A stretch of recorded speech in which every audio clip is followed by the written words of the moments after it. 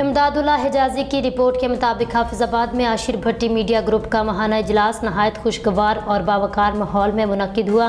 اجلاس کا آغاز تلاوت قرآن پاک سے کیا گیا، جس کی سعادت زبیر احمد نے حاصل کی۔